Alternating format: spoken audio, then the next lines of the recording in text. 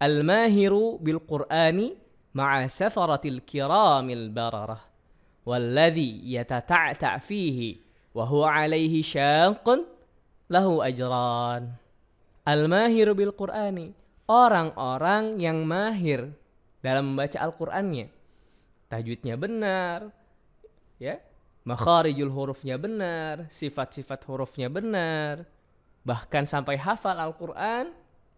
Ma'a safaratil kiramil bararah. Dia atau mereka, orang-orang yang mahir tadi, derajatnya setara dengan derajat malaikat yang mulia. Ma'a safaratil kiramil bararah. Kedudukannya di sini yang dimaksud.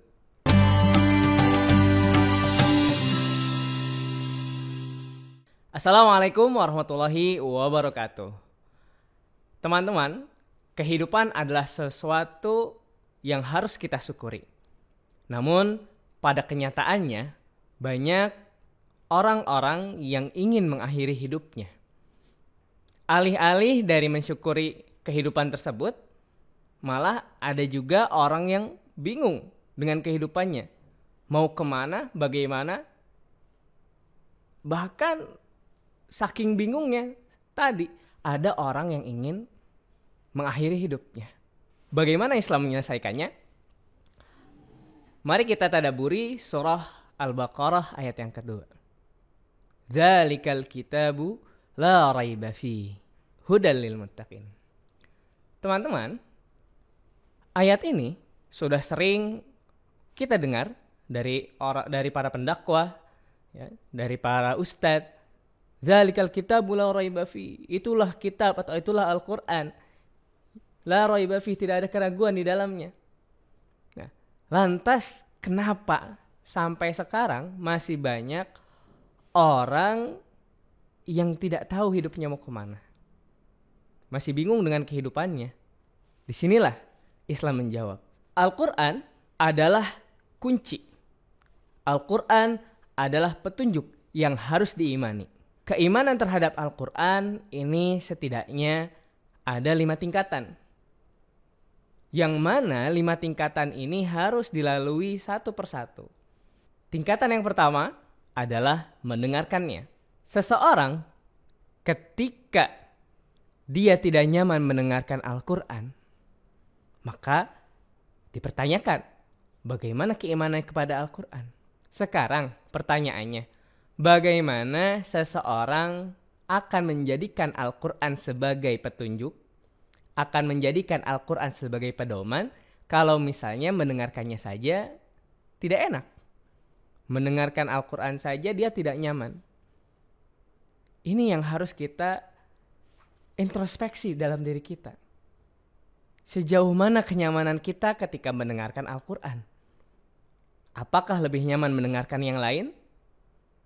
Musik contohnya, atau bahkan gibah. Lebih enak mendengarkan gibah daripada mendengarkan Al-Quran. Na'udzubillahi min dzalik. Tingkatan yang kedua dari keimanan kepada Al-Quran adalah membacanya. Allah Subhanahu wa taala berfirman, "Alladzina atainahumul kitaba yatlunahu haqqa tilawatih, ulaika yu'minuna bih, wa may yakfur bihi fa ulaika humul khasirun."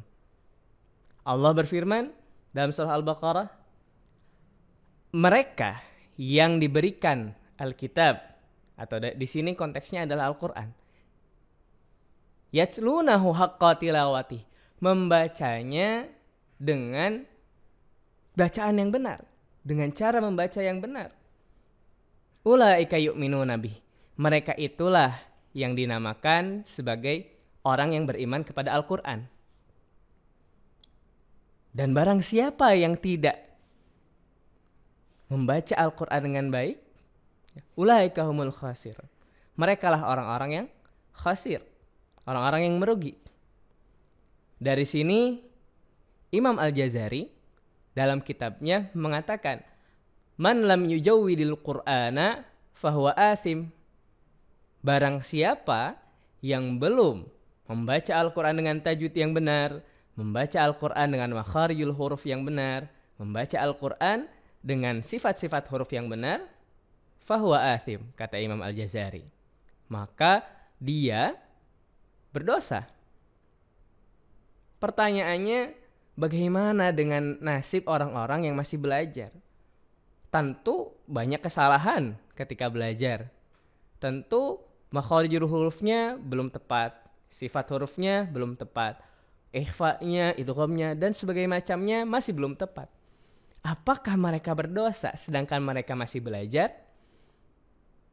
Tentunya tidak. Maka kita harus melihat, ada hadis Nabi yang diriwayatkan oleh Imam Muslim.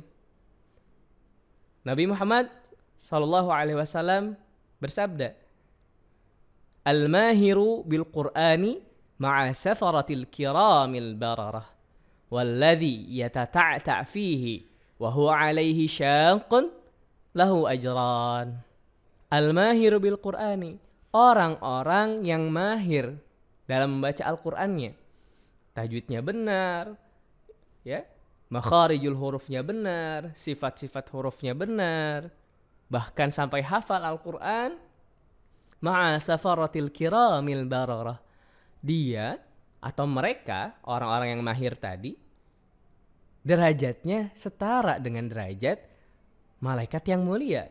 Ma'a safaratil kiramil bararah, kedudukannya di sini yang dimaksud. Tapi maha rahman rahimnya Allah,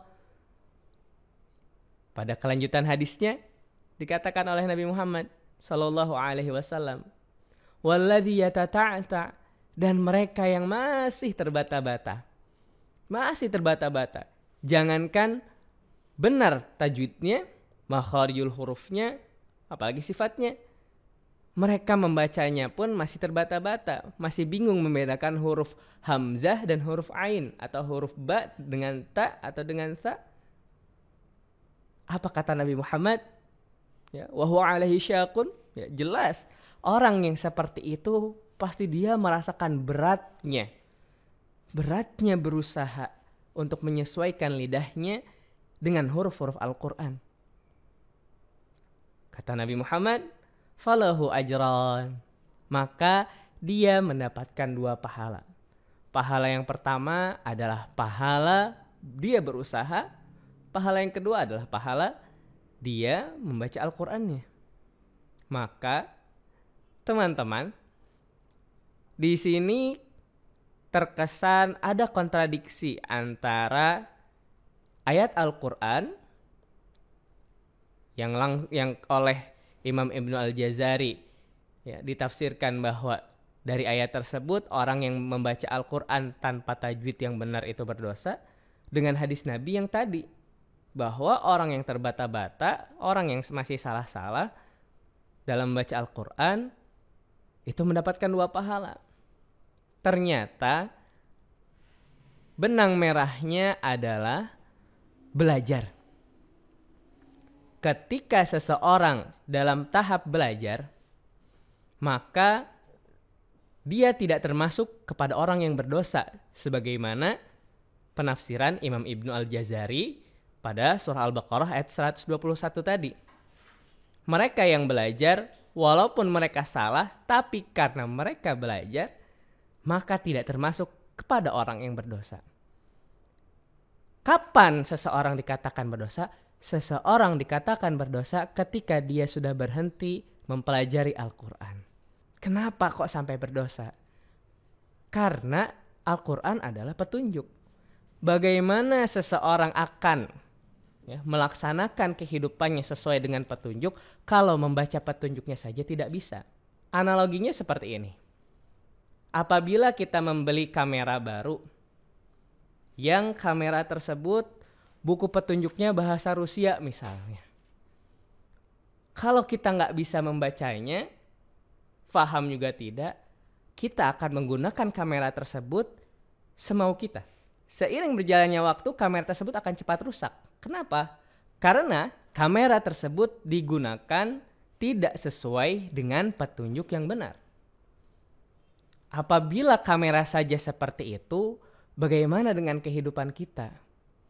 Kamera apabila rusak bisa dibeli. Tapi kehidupan kita apabila sudah berakhir, maka tidak ada lagi kehidupan kedua selain kehidupan di mana kita mempertanggungjawabkan apa yang kita lakukan. Maka keimanan yang kedua ini harus diperkuat. Kenapa?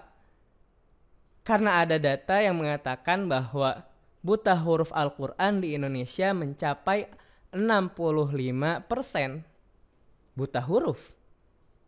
Dalam artian tidak bisa membaca sama sekali Al-Quran.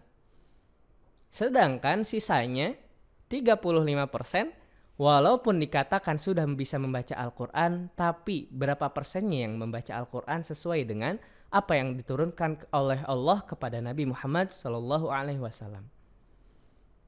Ini sesuatu yang mungkin miris. Karena dari indeks literasi saja Indonesia berada di peringkat 62 dari 70 negara.